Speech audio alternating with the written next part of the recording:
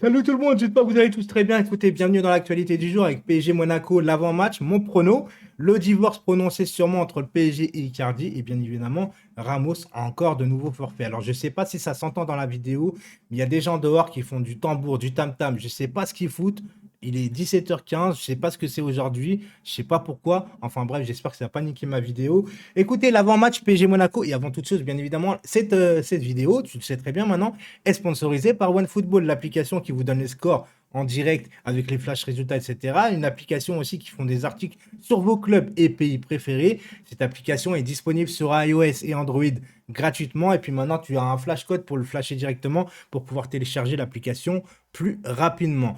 Alors les gars, PSG Monaco, on sait très bien que Monaco, ça reste une bête noire pour le Paris Saint-Germain. C'est toujours cette équipe qui arrive à élever le niveau face au PSG.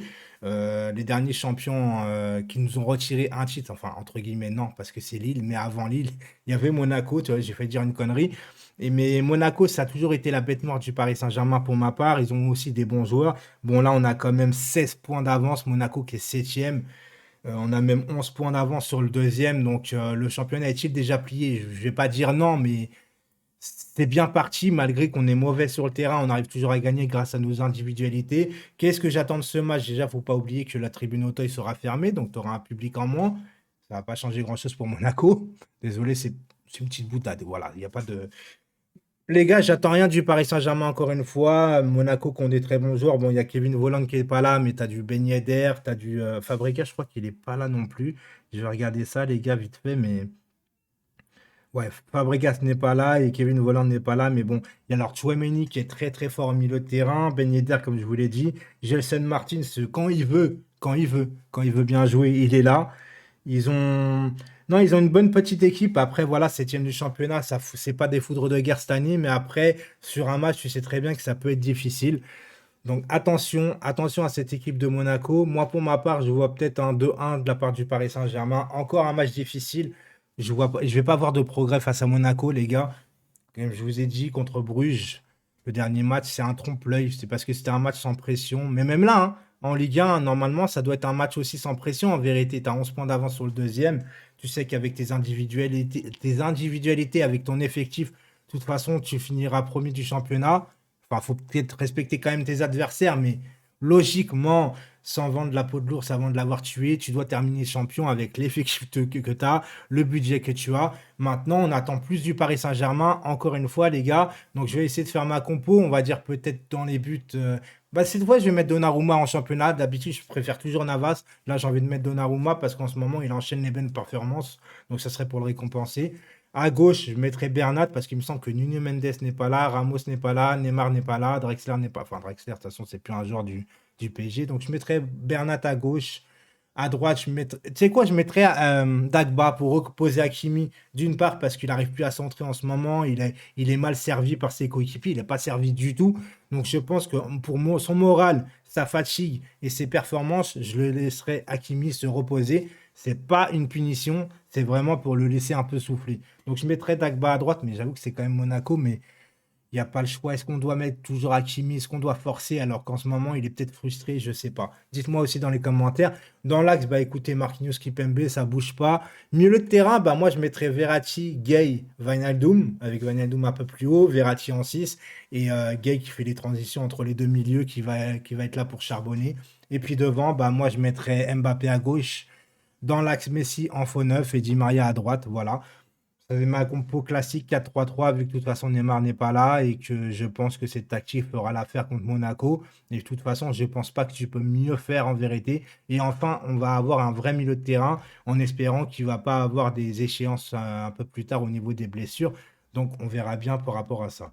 Mon prono, bah écoutez, je le dis très clairement 2-1. Voilà, 2-1, un match difficile comme je l'ai dit. Et puis. Ouais, je vois pas un PSG éclater l'AS Monaco. En vérité, je pense que ça va être encore dur. Je pense que Monaco va jouer un autre jeu qu'il joue d'habitude. Donc voilà, ça va renforcer la défense, à mon avis, renforcer le milieu. Ça va être un match, pour ma part, je pense, difficile. On va passer, les gars, au divorce entre le Paris Saint-Germain et Icardi, parce que Icardi, j'ai vu une stat, je me rends compte cette année, il a fait 17 apparitions. Il a mis 3 buts. Alors, il a fait des petits bouts de match à chaque fois, hein. Mais Icardi, entre son problème avec Wanda, nous a fait les feux de l'amour, Netflix, le type. Un coup, je trompe ma femme, je vais la chercher à Milan, je manque un match de Ligue des Champions, ça pour moi, ça passe pas.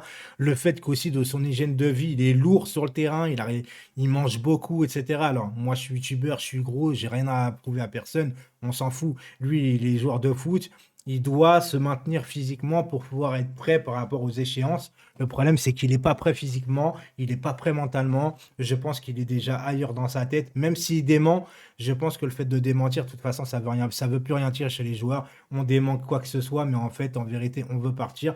Apparemment, de ce que j'ai entendu, Wanda a revu que Wanda, c'est aussi son agent, hein, faut pas l'oublier, c'est sa femme et son agent.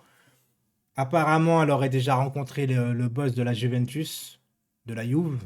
Donc, oui, Icardi de retour en Italie, je pense que c'est plus un secret pour personne. Maintenant, apparemment, Leonardo réclame 50 millions. Et je pense que n'importe quel club italien ne mettrait pas 50 millions sur Icardi, qui aujourd'hui, de toute façon, que ce soit en Italie ou ailleurs, mettrait 50 millions sur Mauro Icardi.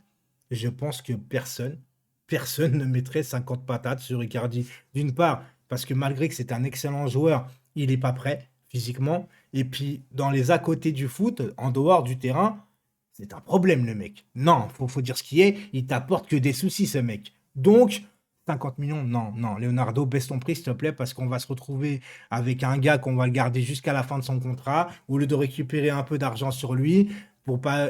Voilà, vends-le à un plus bas prix, même si on se fait un peu carotte, mais vends-le pour qu'on se reprenne de l'argent et surtout qu'on allège la masse salariale, même si forcément le PSG n'en a pas forcément besoin.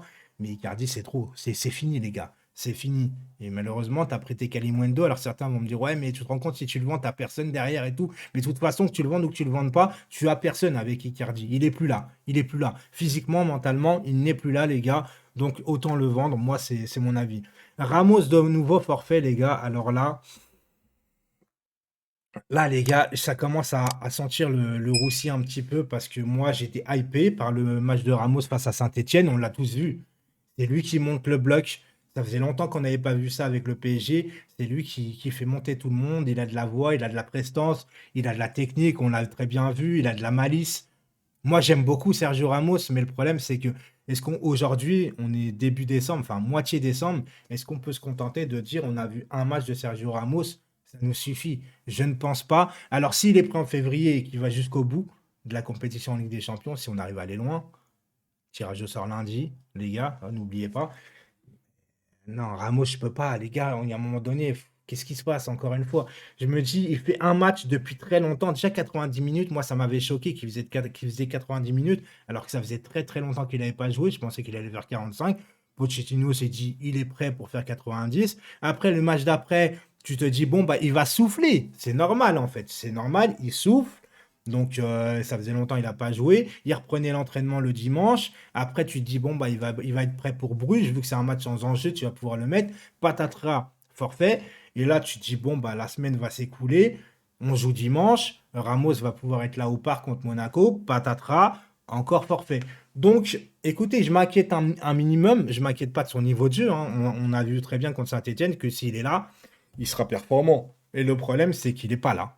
Il n'est pas là, donc j'entends encore une fois de vouloir passer à une défense à 3, mais quand est-ce que tu vas passer à une défense à 3 quand tu n'as pas tes joueurs finalement qui sont toujours là? Et à un moment donné, il va falloir faire souffler les joueurs. C'est c'est un peu compliqué l'affaire Sergio Ramos, les gars, mais moi, dites-moi aussi en commentaire, mais je commence à pas perdre patience, mais je suis un peu déçu parce que tu as envie de voir un mec comme ça sur le terrain parce que c'est un mec très très fort et que il vaut le coup. Tu vois ce que je veux dire? Ça vaut vraiment le coup.